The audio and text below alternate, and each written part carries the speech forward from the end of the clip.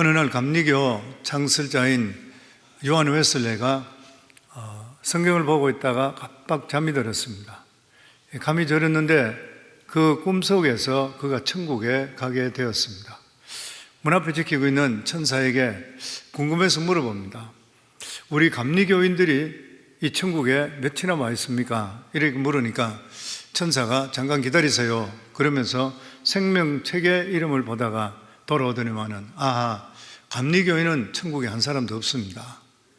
자기가 깜짝 놀라서 내가 목회를 잘못했구나. 그렇다면은 칼빈을 섬기는 이러한 장로교인들은 얼마나 왔는 것인가 궁금해서 그러면은 칼빈을 추종하는 장로교인들은 얼마나 됩니까? 그랬더니만 역시 마찬가지로 보고 나서 장로교인도 하나도 없습니다. 그래요? 그렇다면 루트 교는 어떻습니까? 루트를 그 정신을 따랐던 그 루트교는 어떻습니까? 역시 마찬가지로 루트교인도 하나도 없습니다. 그렇다면 종교개혁이 실패했구나.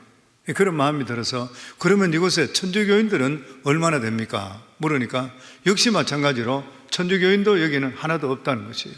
그래서 천사님, 대관절 그러면 이 천국은 비어 있습니까? 누가 대관절 들어올 수 있다는 겁니까? 그랬을 때에 천사가 웃음에 대답하기를 천국에는 누구든지 교단의 사람이 들어온 것이 아니라 예수 믿고 예수님을 내 삶의 중심으로 모신 분들이 들어오게 되어 있습니다. 이렇게 고백했던 것이요. 아멘. 기독교 안에는 수많은 교단들이 많이 있습니다. 기독교는 예수 그리스도를 하나님의 아들로 믿고 그리고 따르는 사람들의 모임입니다. 그런데 기독교를 믿는다 하더라도 성경과 교회를 보는 입장이 조금씩 다를 수가 있는 것이에요. 세상과 시국을 또한 보는 시각이 다를 수도 있습니다. 예수를 믿고 따르기는 따르지만 어느 부분에서는 의견이 다를 수가 있는 것이에요. 그런데 거기서 서로 뜻이 같은 사람들이 모여서 교단을 만드는 것입니다. 기독교 안에도 보면은 이 동방교회, 정교회죠. 동방교회 성화를 주로 그려놨는 예배당 안에, 그리고 또 서방교회, 천주교지요. 성상입니다. 이러한 교회, 그리고 성공회, 그리고 개신교회, 특별히 안에는 장로교, 감리교, 그리고 또한 침례교, 성결교, 순복음교, 여러 가지 교단, 교파들이 많이 있습니다. 같은 예수 그리스도를 구주로 우리가 고백하지만은 신앙을 고백하는 그러한 양식과 그리고 신앙을 적응하는 영역의 차이, 예배 차이가 조금씩 차이가 있어서 교단이 생긴 것입니다. 천주교를 구교라 그러고 기독교를 개신교라 하는데 천주교와 이 개신교 어느 것이 문제라고 생각합니까? 보통 사람들은 모두 다가 천주교에서 기독교가 나왔다 이렇게 생각합니다. 그래서 천주교인들은 자기들이 형님이고 우리가 동생이라 이렇게 이야기하는 분도 들어본 적이 있었습니다. 그런데 절대 그렇지 않습니다. 누가 먼저냐, 그리고 또한 교회 규모가 어떤 전통이나 이런 규모에 달린 것이 아니라 하나님 말씀이 어디 있냐에 달려 있는 것이에요. 분명히 초대교회에서 천주교가 떨어져 나왔습니다. 개신교는 그 초대교회의 전통을 유지하려고 하는 것이에요. 교회 분열사를 보게 되면은 기독교 교리의 본질적인 차이가 있는 것이 아니라 정치적인 그러한 입장 차이 때문에 종교적인 의식과 그리고 성경에 대한 약간의 인식 차이, 그리고 세상을 바라보는 그러한 차이로 인해서 수많은 교단들이 나왔습니다. 그런데 내적으로 보면 이런 외적인 이유를 핑계로 해서 이 교권과 이권에 대한 욕심, 교만으로 교단이 나눠진 경우가 너무나 많이 있습니다. 그 예로 한국에 장로교를 들 수 있는 것이죠. 장로교는 공식적으로는 100개에서 120개 정도 교단으로 되어 있습니다. 그런데 실제적으로 보면은 300개에서 400개가 된다 그러고 어떤 신문에는 예전에 보니까 800개의 교단으로 나눠져 있다고 하는 것입니다. 이것은 안에서 정치적인 어떤 교단이나 이권 때문에 갈라져 있는 것이죠. 오늘 읽은 이 고린도 전서에는 초대교인 고린도 교회에도 분쟁이 조짐이 있는 것이요. 우리 10절에서 12절 저희들 다시 한번 같이 읽겠습니다. 형제들아, 내가 우리 주 예수 그리스도의 이름으로 너희를 권하노니 모두가 같은 말을 하고 너희 가운데 분쟁이 없이 같은 마음과 같은 뜻으로 온전히 합하라. 내 형제들아, 근로의 지편으로 너희에 대한 말이 내게 들리니 곧 너희 가운데 분쟁이 있다는 것이라. 내가 이것을 말하거니와 너희가 각각 이르되 나는 바울에게, 나는 아볼로에게, 나는 게바에게, 나는 그리스도에게 속한 자라 한다는 것이니, 여기서 분쟁이라는 것은 아직 교회가 완전히 쪼개졌는 것이 아니라 이 당파의 조짐이 있는 거예요. 분열의 조짐이 있다는 뜻입니다.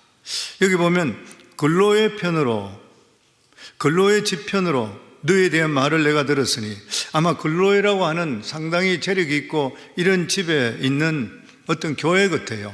여기에 모임이 있던 사람에서 통보를 받았는 거예요. 에베소에 있는 바울에게 통보를 받았습니다. 바울에게 찾아와서 이 지금 고린도 교회에 여러 가지 문제가 많이 있다는 이야기를 하는데, 그 중에 바울이 가장 심각하게 생각한 것이 뭐냐면 교회 분열의 조짐이 있는 것이요. 고린도 교인들은 자기가 배운 사람 혹은 자기가 지지하는 사람에 따라서 아볼로파, 바울파, 그리고 게바파, 그리스도파로 이렇게 서로 나눠서 분열하고 있는 것이요. 아볼로파는 아볼을 따르는 그러한 사람입니다. 아볼로는 구약 성경에 능통한 사람이라 그랬습니다. 성경에 웅변도 능했던 사람이에요. 그런데 그리스도에 대한 지식은 아주 미약해서 요한의 침례밖에 모르는 그러한 사람인데, 바울의 동력자였던 브리스길라와 아굴라를 통해서 비로소 신앙을, 올바른 신앙 받고 성령 받게 되는 그러한 사역자입니다. 그런데 바울이 선교여행을 떠나고 나서 자기가 있던 이 고린도 교회를 아볼로에게 맡겼던 것이요. 아볼로가 그곳에 목회를 했습니다. 그는 구약 성경에 굉장히 지식이 있고 해박한 사람이고 헬라적인 사고를 가지고 있던 그러한 사람이기 때문에 굉장히 세련된 목회를 하는 그러한 사람이었습니다. 그래서 고린도 교회의 사람들 중에서 이렇게 세련된 아볼로의 스타일을 좋아하는 사람들이 바로 아볼로파에 속했는 사람이에요.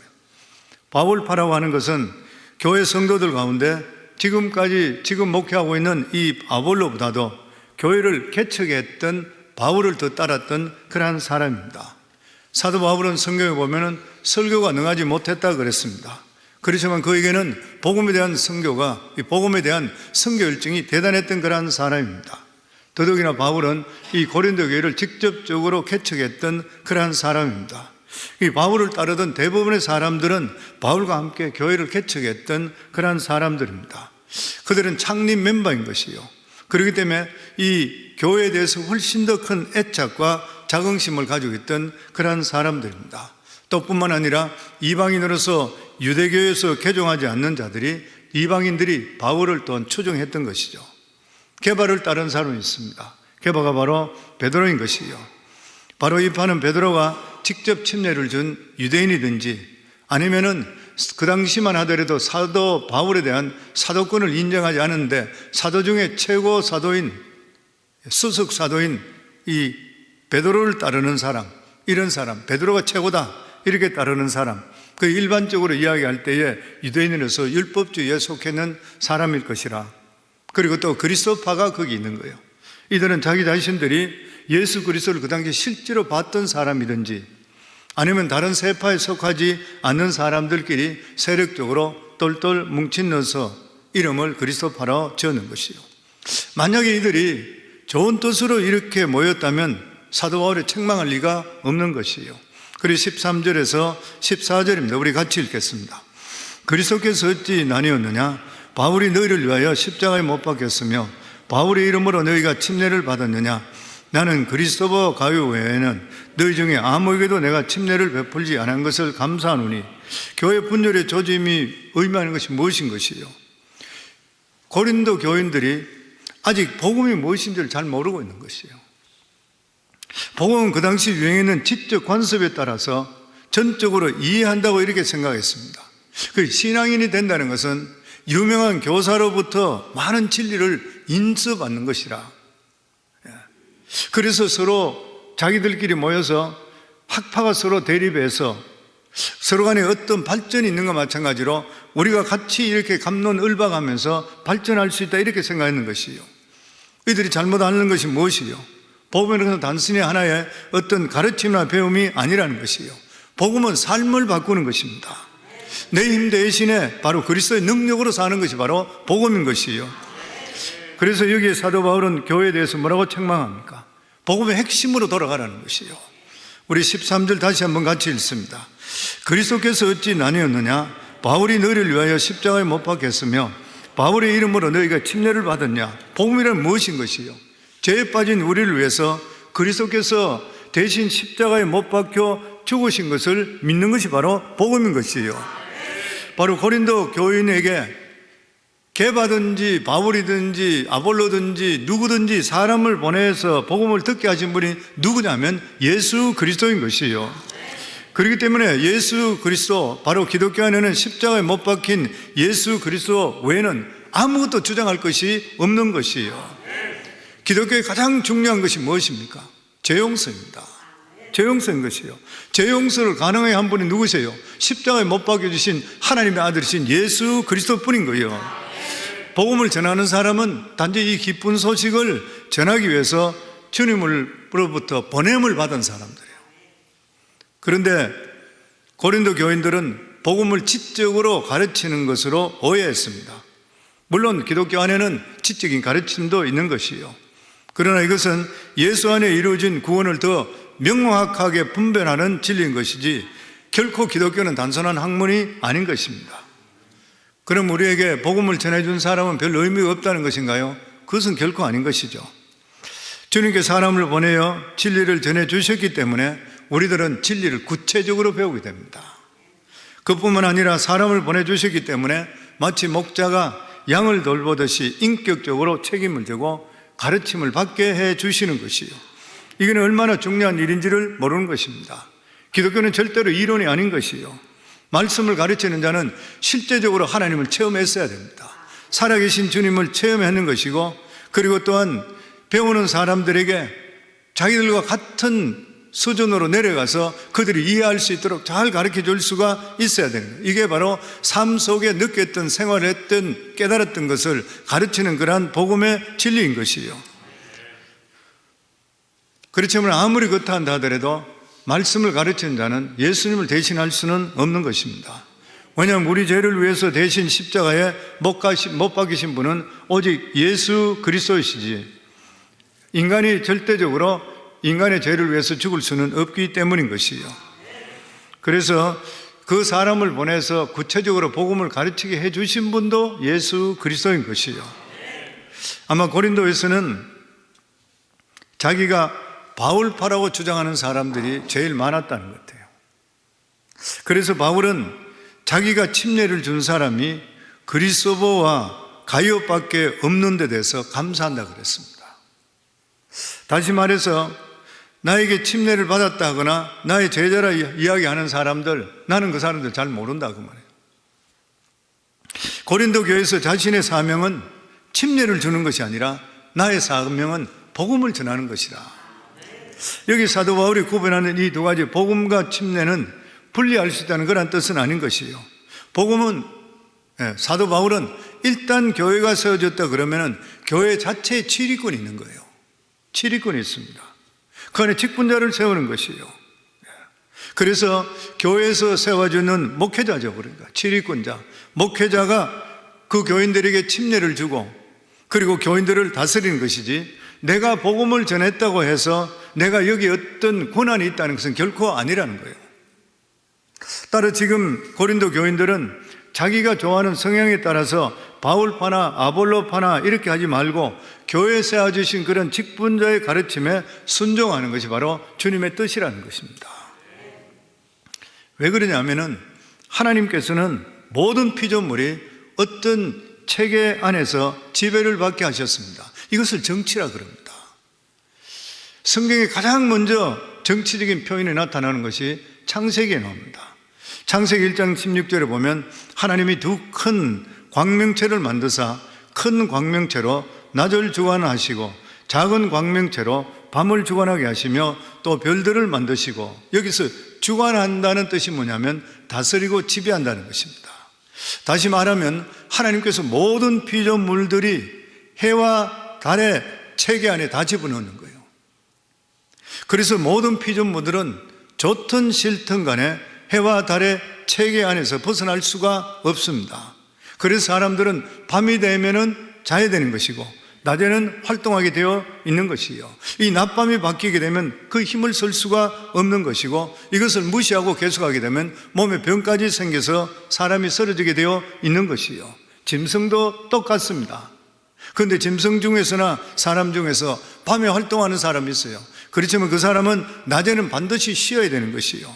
하나님께서는 이러한 피조 세계의 어떤 질서하에 집어넣어서 통제를 받게 했습니다. 그뿐만 아니라 이 세상에 왜 정치가 필요한 것입니까? 이 세상에도 정치가 필요한 것이요. 그 이유가 뭐냐면 자기 뜻대로 하다 보면, 내 뜻대로 하고 싶은 대로 다 하다 보면 불안해 살 수가 없습니다. 힘이 있다 그러면 남의 것을 빼앗아가 버리잖아요. 남을 얼마든지 억누를 수 있고 죽일 수도 있는 것이요. 힘 없는 사람은 살아갈 수가 없는 것입니다. 그러므로 힘이 없고 연약한 여자나 아이들이 편안하게 살 수 있는 사회를 뭐라 그러냐면 문명화된 사회라 그래요. 이렇게 아이들이나 여자들이나 연약한 사람을 짓밟는 데가 미개한 사회예요. 그런데 이런 사회를 만들려면 정치적인 힘이 있어야 됩니다. 정치적인 힘으로 사람들의 힘을 굴복시켜야 돼요. 그래서 이 세상에 어딜 가더라도 정치가 있고 사람들은 그 체계 안에 들어갈 때에 안전하고 편안한 삶을 누리게 되어 있는 것입니다. 하나님께서 이스라엘 백성들에게 십계명을 주실 때 내 부모를 공경하라 계명, 인간에 주는 윤리 계명 중에 첫 번째입니다. 이것은 인간이면 누구든지 부모의 권위에 복종을 해야 하는 것처럼 부모 앞에 자기 기질을 죽여야 되는 것이요. 다른 사람의 통제 안에 들어가서 있을 때에 하나님께서 그것을 보시고 하나님의 축복 안에 들어있어서 가장 하나님의 기뻐하는 길을 살아갈 수 있는 그러한 길이라서 깨닫게 해주기 위해서인 것이요. 그런데 오늘 그리스도 안에서는 어떤 것입니까?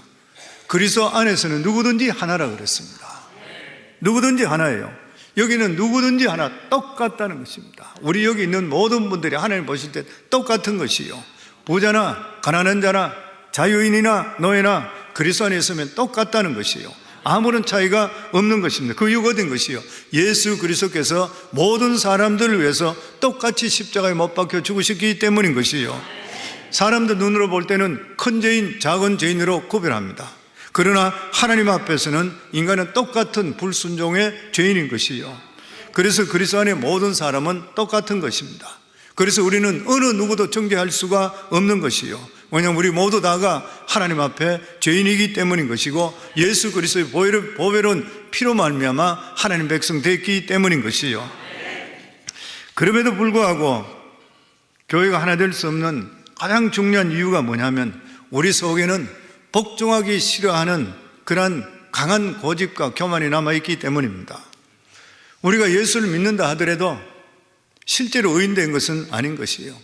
우리 속에는 여전히 죄성이 남아 있는 것입니다. 그럼 어떻게 해서 이렇게 변화되지 못한 죄인들로 구성된 교회가 그리스도 안에 하나 될 수 있을까요?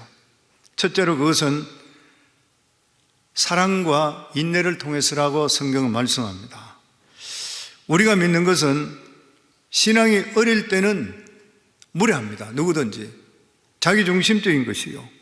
성숙하면 성숙할수록 그리스도를 닮아가는 것이에요. 그래서 교회에서 목에 힘 제일 넣는 사람이 누구라고요? 초신자라 그랬잖아요.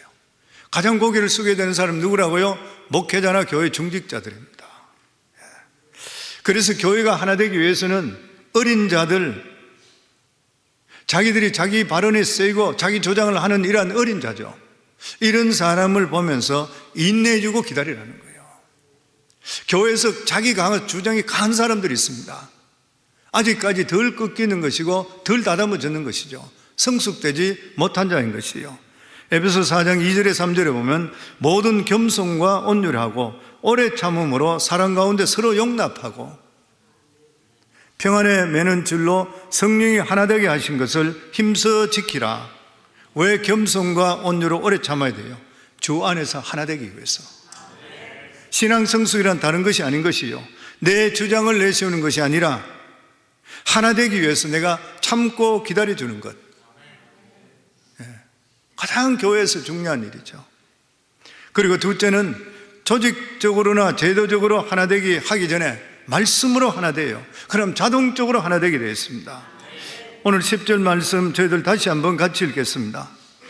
형제들아, 내가 우리 주 예수 그리스도의 이름으로 너희를 권하노니 모두가 같은 말을 하고 너희 가운데 분쟁이 없이 같은 마음과 같은 뜻으로 온전히 하고, 계속 같은 말, 같은 마음, 같은 뜻, 특별히 같은 말을 하라.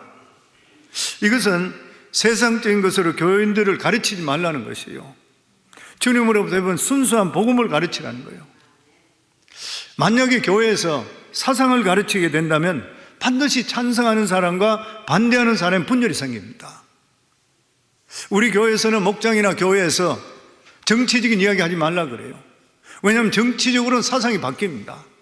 그리고 바뀌는데 내가 맞다고 네가 맞다 이야기하다 보면은 교회에서 싸움이 일어나는 것이에요.